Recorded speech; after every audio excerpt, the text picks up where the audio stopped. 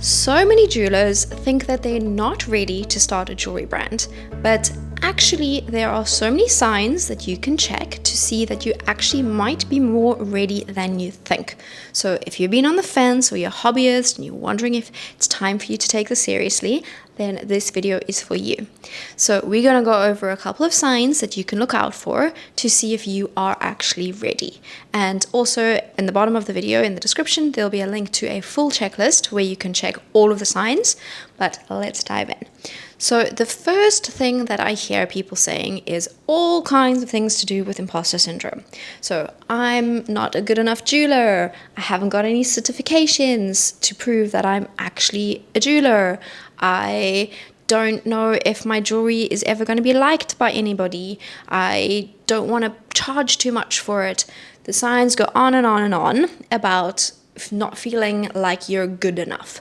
And trust me, I did exactly the same.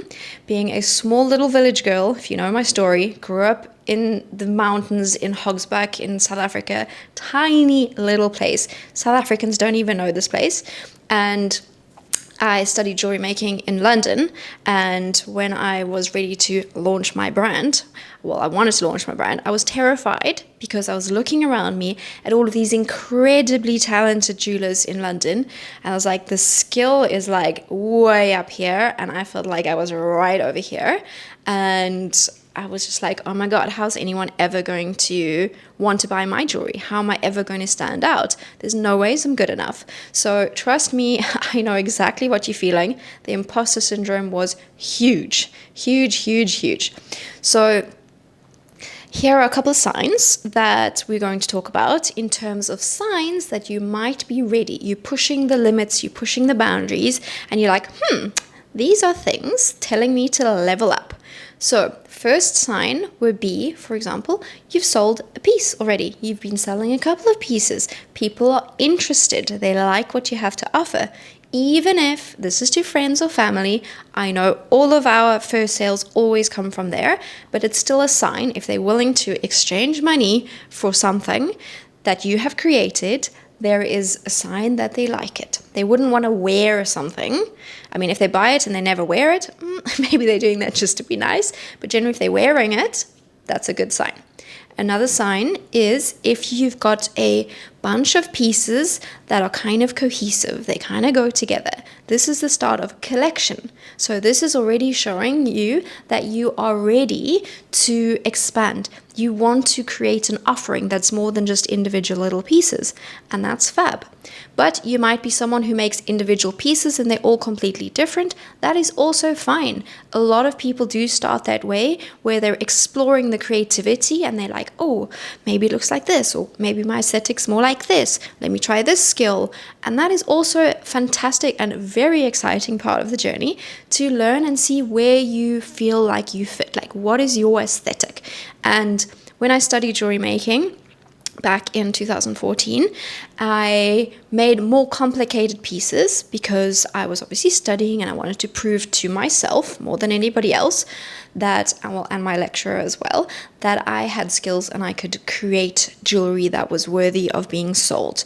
So I started out like that, but then as I explored further and I spent more time with my making, and when I started to see what people were interested in, I actually ended up simplifying my designs and my pieces became quite minimalist. And that was also, one, because it's a smart business way to make things that are more quick to make, to be able to sell them to shops, because that's what I was wanting to do.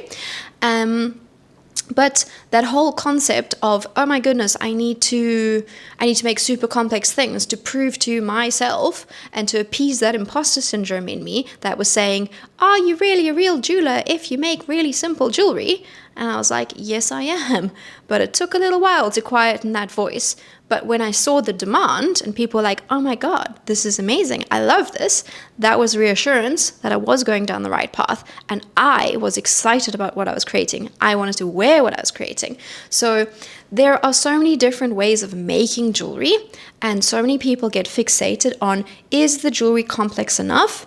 And does that mean that I am a good enough jewelry designer to sell my pieces? Comment below if this is you, because I feel like this is so many jewelers that I speak to.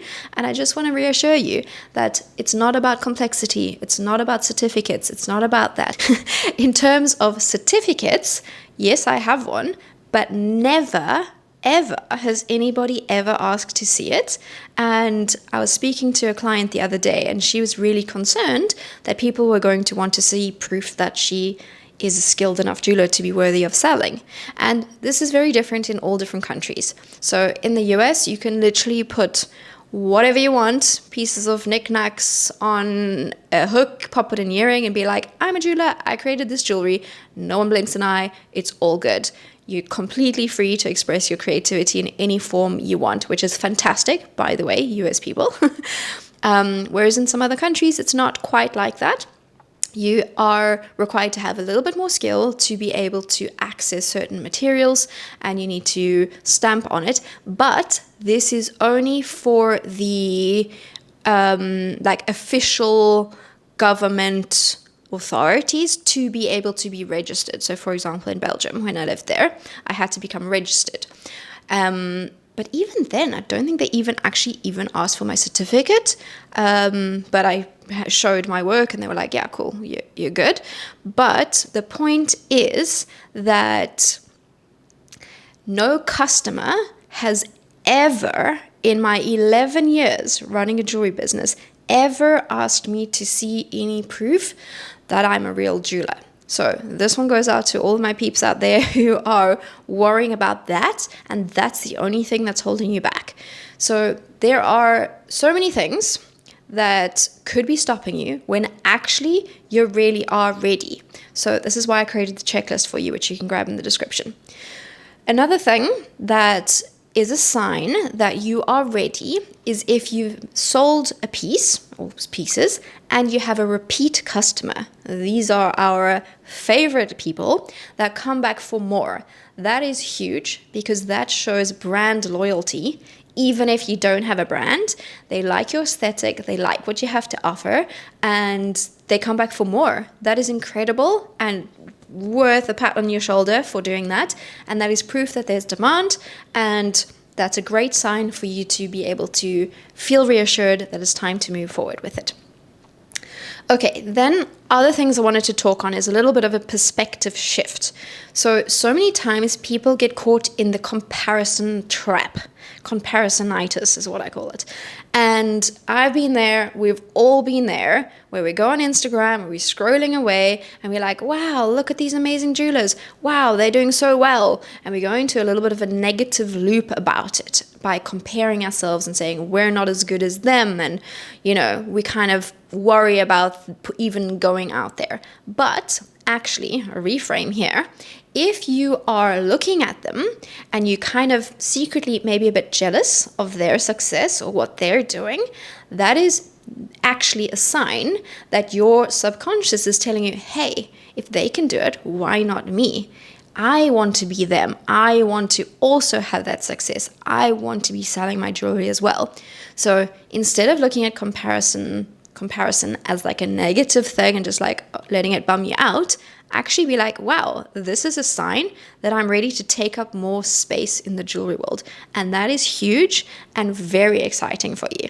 So keep that in mind. Next time you're scrolling and you're looking at them, don't let it go into a negative spiral. Let it inspire you. Like, if they can do it, so can I. Oh my God, like, why not? Like, there is demand for jewelry even now in this day and age. So many people are worried, thinking, is there space for me? Isn't the jewelry market saturated? No, it's absolutely not. There is plenty space for you. So if that's you and you're worried about the jewelry market being too saturated, I actually have another freebie. I actually have another freebie, which I'll also drop in the description, so you can check that out. It's a little audio note from me, it's 3 minutes long, talking about the jewelry world and how there's actually still space for you. So looking at statistics, diving into that. So grab that down below if you're interested in hearing more about that topic. But I will stick to the topic of this video for now. Another perspective shift is if you're feeling frustrated with where you are, this is actually also another sign that you're ready to take up more space. You're ready to stand out there because you're ready to grow. So the reason you're going to feel frustrated is because you're like, oh, why is it not working? I want more. So you're not satisfied with what you have, and what you have got going on now is not pushing your upper limits. So that feeling of frustration is a sign that you're ready to move to the next level as well. So whether you've been making jewelry for 3 months, whether you've been making jewelry for 1 year or 2 years or 3 years, some people stay in the hobbyist phase for quite a long time or forever, and that is 100% absolutely fine. And how you're going to tell is if you're ready to become more of a known brand is if you're feeling frustrated. So if you're in hobby phase and you're like, I'm good, I'm enjoying myself, I'm loving this, I'm happy, then you're good. Stay there. That's fab. You're getting what you need out of it. But if you're feeling frustrated, like, why isn't it more? Why isn't it growing? Why am I not getting more sales? That's because you want more. Like, you want to push it more. And that is also actually very exciting. So again, fabulous news. Like, one of the signs that I also knew that I was ready, I was getting frustrated because I was selling only at events and markets and pop-up things like that. And I was like, this is great, people are buying, this is exciting, but I want to be selling more in between those events as well. So how can I do that? So that's when I was like, oh, how do I do this? And I decided to go down, well, obviously I created my website, Instagram and all of that, obviously, but I wanted to be out there more. So I decided to explore down the avenue of stocking shops. And that was scary as hell, but I did it and ended up stocking loads of shops and getting loads more sales in that way as well. So it was that feeling of frustration that got me to do that. You see what I mean? And another thing that I wanted to mention is that clarity, that feeling of readiness and clarity and confidence doesn't come suddenly one day. You're not going to wake up and be like, ooh, I feel really clear and excited and I know exactly what I'm going to do now. No, you're only going to get that clarity once you have already stepped into that new space, because then you'll be posed with all of the questions, all of the things to explore, and then you'll do the research and then be like, okay, that makes sense for me. Oh, that makes sense for me. So you're able to inform what to do next. But sitting there waiting for that feeling of like everything's good and it's, everything's clear, that's never going to happen until you actually take that action. So if you're interested in checking out the freebies, so the 2 freebies, the one is about the 15 signs you're more ready than you think, and there is space for you. And the other one is about the saturated market in the jewelry industry. Both of those in the description, so feel free to grab those, and they're completely free to check if you're ready. And hopefully this video was inspiring. Leave me a comment down below, and I look forward to seeing you in the next one. Bye.